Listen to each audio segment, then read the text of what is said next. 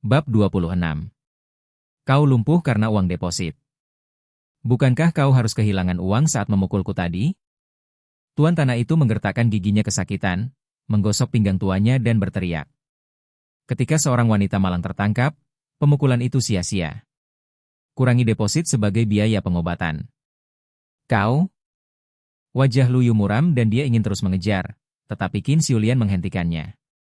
Lupakan saja, nak. Ayo kita cepat pergi. Hanya saja kali ini, Qin Xiulian malu. Sudah larut malam. Di mana dia bisa menemukan rumah untuk sementara waktu? Bisakah dia tidur di jalanan? Ah, tidak mudah bagi ibu dan anakmu. Kau bahkan tidak punya tempat tinggal. Asalkan ibumu setuju untuk tinggal denganku, kau bisa tinggal di sini gratis. Tuan tanah melihat rasa malu Qin Xiulian, dan nafsunya kembali muncul. Tampaknya dia bermurah hati dalam membujuknya. Dia tahu bahwa Lu Yu hanyalah seorang pecundang, tidak punya uang, dan akhirnya harus tunduk pada kenyataan. Siapa bilang Tuan Lu tidak punya tempat tinggal? Saat itu, sebuah suara dingin terdengar dari pintu. Seorang pria besar masuk bersama dua orang, memegang seikat kunci di tangannya. Tuan Lu, jika Anda tidak keberatan, saya punya villa keluarga tunggal di dekat danau di kediaman Bishui. Mohon diterima. Orang ini adalah Hen Udao. Ketika dia mengantar Lu Yu pulang barusan, dia mendapati kondisi tempat tinggal Lu Yu terlalu miskin, jadi dia bergegas pulang dan mengambil kunci villa. Kemudian dia menelepon Lu Yu dan mengatakan dia ingin mengirimkan beberapa barang kepada Lu Yu. Lu Yu sedang terburu-buru menemui ibunya. Dia tidak punya waktu untuk menolak, jadi dia membiarkan Dao yang marah datang terlebih dahulu. Saudara Hen Udao, ini terlalu berharga. Saya malu. Lu Yu segera menolak. Meskipun dia tidak tahu harga pastinya, kediaman Bishui terkenal dengan kemewahannya, yang pasti mahal. Anakku? Qin Xiulian membuka mulutnya karena terkejut dan tampak tak percaya. Siapa teman anaknya? Villa di tepi danau itu katanya untuk dikirim? Edith. Hei, kau terlihat besar dan tebal. Bukankah kau bekerja memindahkan batu bata di lokasi konstruksi? Memindahkan batu bata itu konyol? Tahukah kau berapa harga villa tepi danau di Bishui Manor? Kau tidak bisa mendapatkannya tanpa 30 juta. Tahukah kau berapa 30 juta itu? Kau tidak bisa menghasilkan uang dengan menjual pantatmu. Tuan tanah itu bercanda di sudut mulutnya dan menatap si pemarah. Orang ini pasti tua yang diundang oleh Lu Yu. Apakah kau ingin berpura-pura dipaksa di depannya? Tidak ada jalan keluar. Pop! Aku bisa pergi ke Nima. Beraninya menghina Bosen Udao, kau sudah sangat lelah hidup. Sebelum si pemarah mengatakan apapun, anak buahnya maju ke depan, menjabat tangan mereka, dan menampar wajah pemilik penginapan itu. Benturan bus itu kuat dan berat. Tuan tanah itu dipukul dan berbalik. Dia hanya merasa pusing dan duduk di tanah. Anger. Pisau kemarahan. Tuan tanah itu menutupi wajahnya dan mata tuannya terkejut. Meskipun rasa sakit fisik tak tertahankan, rasa sakit psikologis lebih besar. Dia memarahi pisau kemarahan. Pisau kemarahan bertanggung jawab atas seluruh dunia bawah laut awan atas nama Paman Lei. Hanya dengan satu tatapan, dia bisa mati tanpa tempat untuk dikubur.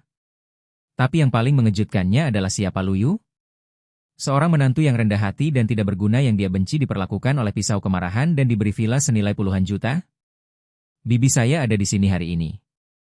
Saya tidak ingin memulai. Saya akan segera mengembalikan deposit kepada Tuan Lu.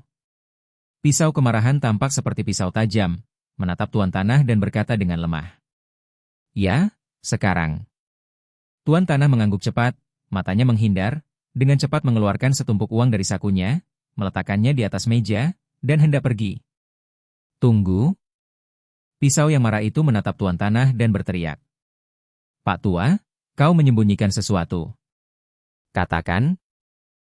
Dao kemarahan mempelajari 3 ajaran dan 9 aliran sepanjang tahun. Dia memiliki kemampuan yang kuat untuk mengamati kata-kata dan warna. Ekspresi Tuan Tanah sangat jelas. Bab 27. Kata-kata si pisau marah terdengar seperti guntur di telinga Tuan Tanah. Ia sangat ketakutan hingga wajahnya berubah dan ragu-ragu. Apa? Tidak ada apa-apa.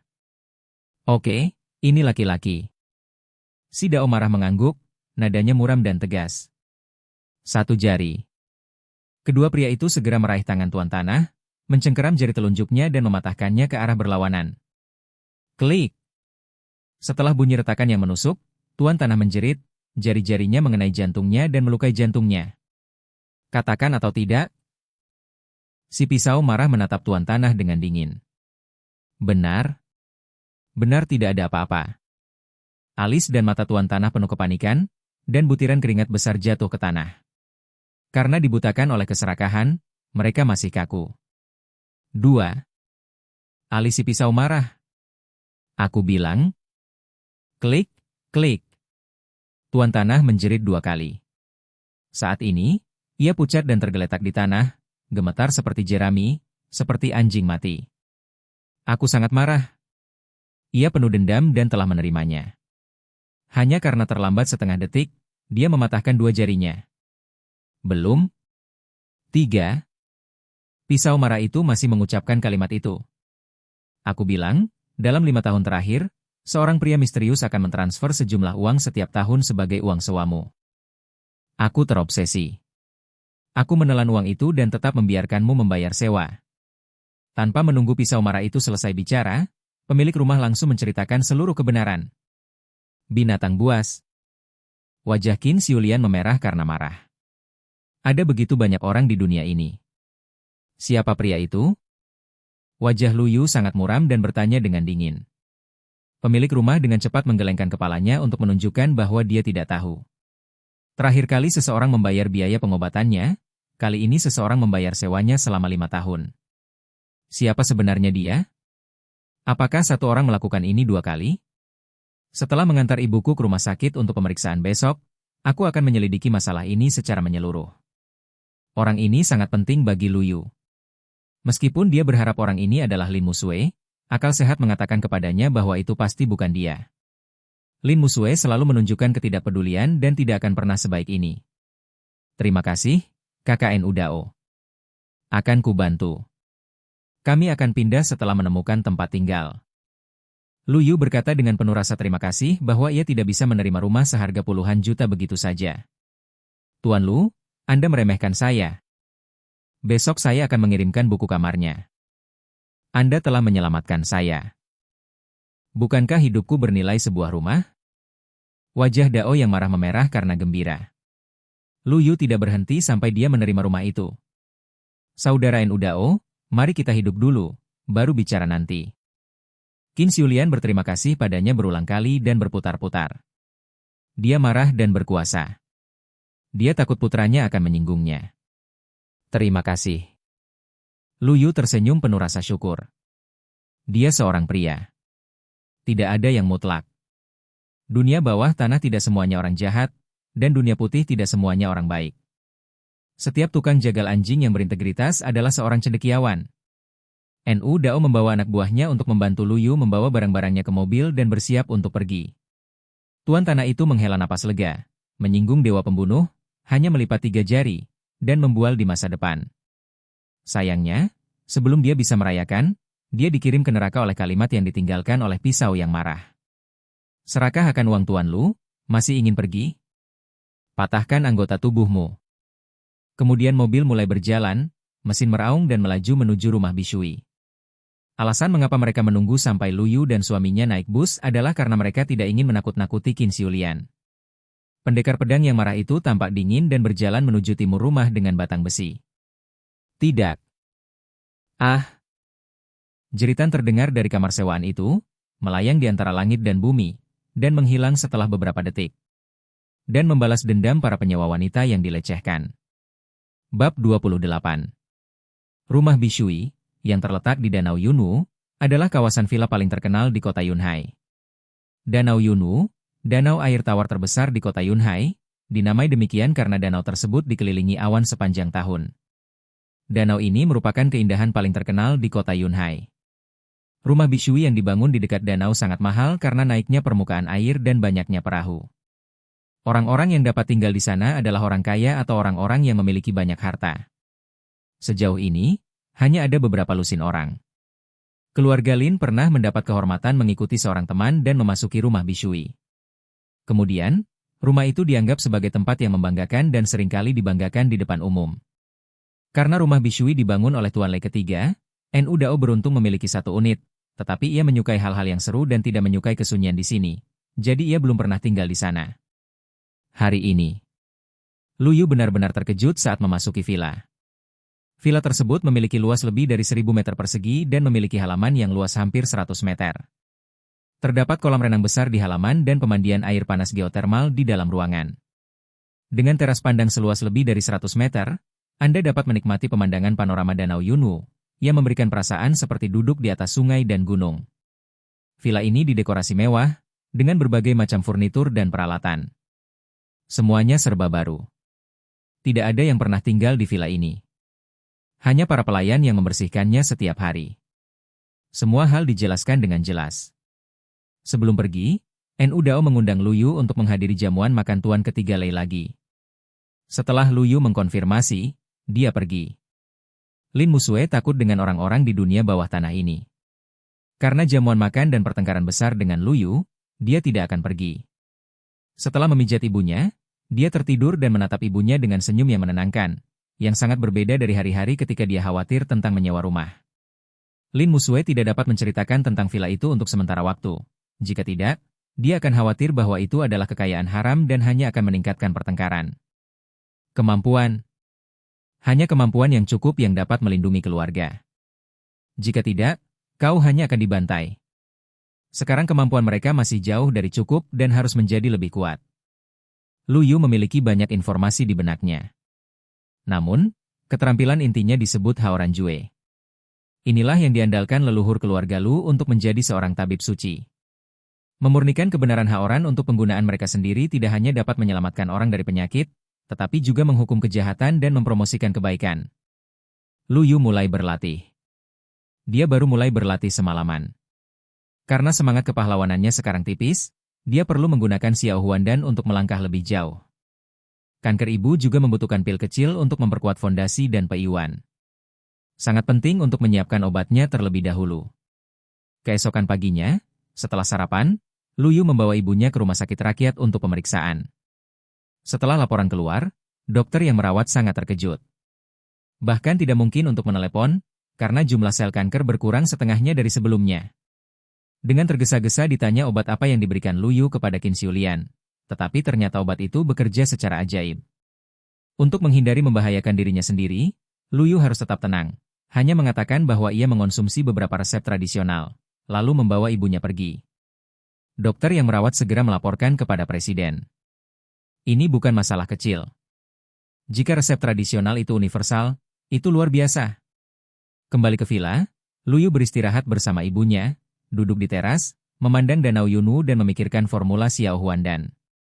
Jika ibunya mengonsumsi Xiao Huandan, jumlah sel kanker di tubuhnya dapat diminimalkan atau bahkan hilang sepenuhnya. Dan tekadnya yang tinggi juga dapat dikembangkan ke tingkat pertama. Bahan obat lainnya mudah didapatkan, tetapi Ganoderma lucidum millenium tidak dapat ditemukan. Tiba-tiba, telepon Lu Yu berdering. Begitu teleponnya diangkat, Liu Mei meraung. Lu Yu, kamu di mana? Ibu dan ayah sudah pulang? Lu Yu mengerutkan kening. Bukankah mereka kabur dan kembali secepat ini? Aku tahu kalian tidak punya niat baik. Aku berharap kalian mati di luar. Cepat pulang. Sesuatu yang besar terjadi pada Lin Musue. Begitu Lin Musue mengalami kecelakaan, Lu Yu memberitahu ibunya dan bergegas pulang naik taksi. Bab 29. Begitu sampai di pintu, Lu Yu mendengar pertengkaran di ruang tamu. Lin Musue bersalah karena menyalahgunakan dana publik. Kakek tidak langsung memanggil polisi. Ini adalah tindakan belas kasihan di luar hukum. Uang itu milik keluarga. Wajar jika dia harus memberi kompensasi 10 kali lipat. Tidak ada gunanya berlutut. Bisnis tetap bisnis. Jika tidak memberi uang, kau akan masuk penjara. Wajah Lu Yu berubah muram. Dia mendengarnya dengan jelas. Suaranya benar-benar kasar. Huang Liang adalah menantu Lin Hai. Dia egois dan berpikiran sempit, dan selalu menginginkan Lin Musue. Terakhir kali menantu barunya datang ke rumah, Kaki ayahnya patah karena ulah kakak Bao. Dia tidak berani memprovokasi kakak Bao. Semua perhitungan ini dibebankan pada Lin Musue. Sayang sekali jika kita tidak memanfaatkan kesempatan ini. Musue, jangan bilang bahwa kakak iparku tidak memberimu kesempatan. Aku punya teman yang agak tertarik dengan kecantikanmu.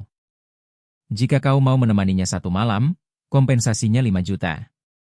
Begitu mata Huang Liang berpaling, nadanya melunak, dan dia tampak baik hati, dengan nafsu di matanya. Temannya berjanji bahwa jika dia tidur dengan Lin Musue, dia bisa menandatangani kontrak pembelian senilai 100 juta dengan komisi besar, jadi Huang Liang begitu yakin.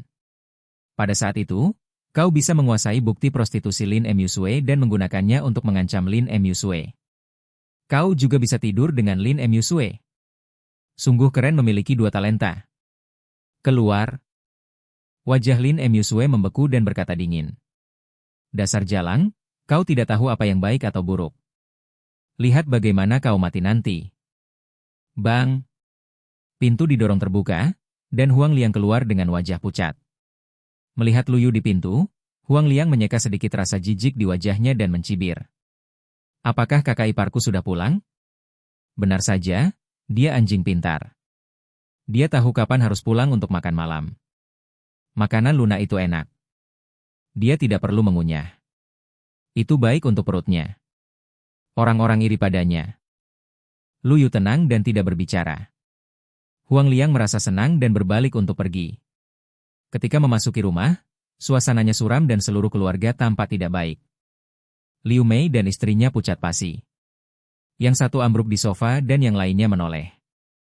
Mata indah Lin Musue memerah dan air mata menggenang di matanya. Apa yang terjadi? Tanya Luyu dengan suara rendah. Baru saja ku dengar. Mengapa Lin Musue menyalahgunakan dana publik? Ada apa? Ada apa? Tanyanya, ada apa? Seolah-olah dia telah menemukan pelampiasan, Liu Mei melompat kegirangan. Luyu, dasar pemalas, apalagi yang bisa kau lakukan selain makan atau tidur? Aku tidak memintamu untuk bermuka masam pada Musue, tapi bisakah kau berhenti menahan Musue? Apa yang sebenarnya terjadi? Bagaimana aku menahannya? Luyu menatap kosong dan buru-buru. Luyu, ketika aku memohon padamu, berbaik hatilah, seluruh keluargaku memohon padamu. Lin Lei berlutut sambil terengah-engah, histeris. Ayah, apa yang kau lakukan? Luyu terkejut dan buru-buru membantunya, tetapi Lin Lei mendorongnya menjauh. Matanya penuh amarah. Luyu, aku mohon padamu. Tolong jangan menyeret kami ke bawah dan biarkan keluargaku Musue pergi. Selama kau menceraikan Musue, kau akan menjadi dermawan besar bagi keluarga kami. Aku mohon padamu, tidak bisakah aku bersujud padamu? Lin Lei mengertakkan giginya dan langsung bersujud di tanah. Dia tidak percaya kebaikan Luyu dan terus tinggal di sana. Luyu maju untuk menghentikannya, tetapi Liu Mei menendangnya menjauh. Luyu, selama kau masih punya sedikit hati nurani, kau akan menceraikan Musue. Jika menantuku adalah putra Zhao, bagaimana mungkin aku dipermalukan? Liu Mei tersipu. Apakah kau juga ingin aku bersujud padamu? Musue, mengapa kau menyalahgunakan dana publik dan apa yang kau lakukan? Ketika Luyu melihat bahwa bujukannya tidak efektif, dia langsung bertanya pada Lin Musue. Lin Musue bekerja keras untuk perusahaan. Dia bukan tipe orang yang mudah tergoda uang. Pasti ada sesuatu yang terjadi. Biaya pengobatan ibu? Bab 30. Tentu saja ini untuk...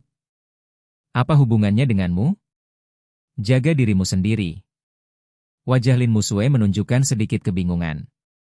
Dia menatap orang tuanya dengan tatapan bersalah dan berkata dengan marah. Aku bahkan tidak mampu membayar biaya pengobatan ibuku. Mengapa merepotkan orang lain? Kau bukan siapa-siapa. Kau istriku. Aku memiliki tanggung jawab untuk membantumu melewati kesulitan. Kau pasti punya jalan keluar terakhir ketika menyalahgunakan dana publik. Aku akan menggantinya. Kata-kata Luyu terdengar tegas. Dia menatap Lin Musue, tetapi ada kilatan yang tak dapat dijelaskan di alis dan matanya. Itu tegas, tetapi juga sebuah tanggung jawab. Melihat penampilan Luyu yang tegas, mata indah Lin Musue tanpa sadar memerah. Untuk sesaat, dia tersentuh, tetapi kemudian berubah menjadi ejekan diri sendiri. Bagaimana mungkin seorang pria tanpa puluhan ribu dolar bisa mendapatkan 5 juta? Aku akan melumpuhkanmu. Lin Lei sangat marah dan meraung. Kau bahkan tidak punya 50 dolar di sakumu. Dari mana kau bisa mendapatkan 5 juta? Wajah Liu Mei memerah. Dia menunjuk dahi Yu dan berkata sinis. Ayolah, kau sudah bicara dengan otakmu. Kau bahkan belum pernah melihat 50 ribu dalam hidupmu. Kau masih menginginkan 5 juta? Kau mau kentut? Menghadapi kutukan ayah mertua dan ibu mertuanya, Lu Yu pura-pura tidak mendengar dan mengabaikan semua alasan. Dia tetap berkata dengan tenang. Aku tahu kalian tidak percaya. Aku yakin aku bisa menghasilkan 5 juta dalam 3 hari. Lu Yu tidak membual, tetapi membuat rencana untuk nanti. Ada puluhan ribu resep kuno di benaknya. Tidak masalah untuk menulis satu dan menjualnya untuk menghasilkan puluhan juta. Baiklah, jangan kentut. Liu Mei tampak tidak sabar dan kemudian berkata kepada Lin Musue. Satu-satunya orang yang dapat membantumu adalah Tuan Zhao. Dia telah memesan kamar di hotel. Selama kau bicara, 5 juta bukanlah masalah. Kau pernah tinggal serumah dengan Tuan Zhao sebelumnya, dan kali ini tidak buruk. Selama kau memiliki hubungan yang stabil dengan Childe Zhao, Lin Hai harus memperhatikan kami. Ayahmu dan aku selalu dipermalukan dalam hidup kami. Kami mengandalkanmu. Apa maksudmu kau pernah membuka rumah bersama sebelumnya? Bukan kali ini? Apakah mereka memiliki hubungan terakhir kali? Hati Lu Yu seperti ditusuk pisau. Mertuanya membujuk Lin Musue untuk membuka rumah bersama Zhao Yifan di depannya? Dia sama sekali tidak dianggap sebagai manusia. Wajah Lin Musue memerah, mengertakkan giginya dan berkata kata demi kata. Aku tidak ada hubungannya dengan Zhao Yifan.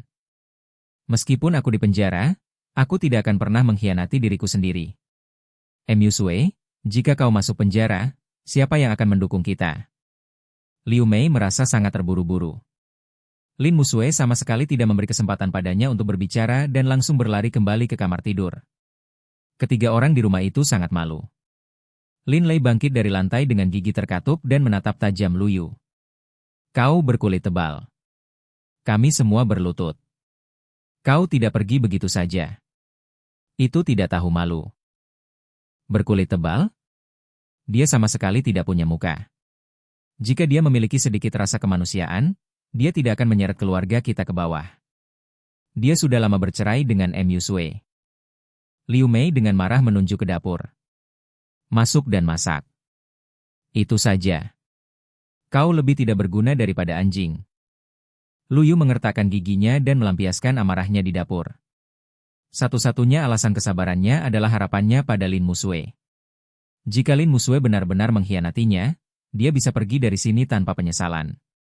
Kemudian menciptakan keluarga kaya raya tingkat atas untuk membuat semua orang yang membencinya menyesal.